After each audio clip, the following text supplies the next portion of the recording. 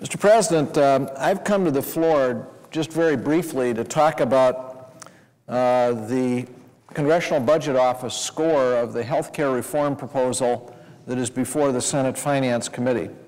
I understand that earlier today there were members on the other side who were questioning whether or not the Finance Committee's proposal is paid for and whether it reduces the deficit and whether or not it bends the cost curve of health care in the right way.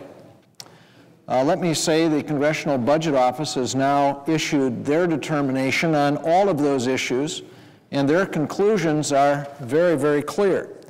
The Congressional Budget Office has said, and I would put on the chart stand a page from their report, and it shows very clearly over the 10 years of the bill from 2010 to 2019 that the deficit will be reduced by $81 billion if the Finance Committee proposal were to become law.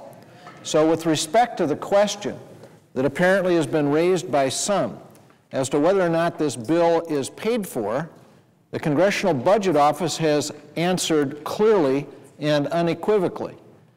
They have said the bill is not only paid for over the 10 years, but it actually reduces the deficit by $81 billion. So just to be clear, the CBO has told us in their report of yesterday, and the Congressional Budget Office is the nonpartisan scorekeeper here. They're the ones we all look to for objective facts.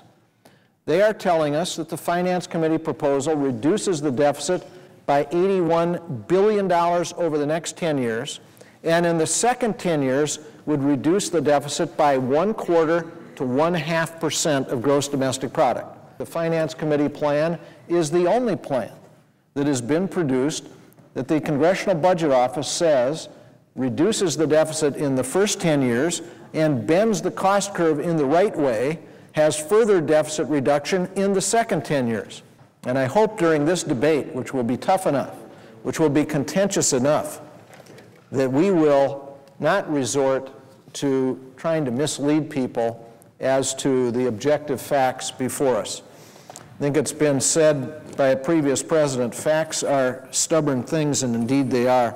One of the stubborn facts is we are on a course that is utterly unsustainable with respect to health care. Today, we are spending $1 in every $6 in this economy on health care. 17% of the gross domestic product of the United States is going to health care. In fact, very close to $1 in every $2.50 in the economy going to health care. That's an utterly unsustainable course. The question before this body, and the question before the Congress, and the question before this president will be, do we act or do we stick with the status quo? I would just suggest to my colleagues, sticking with the status quo is utterly indefensible.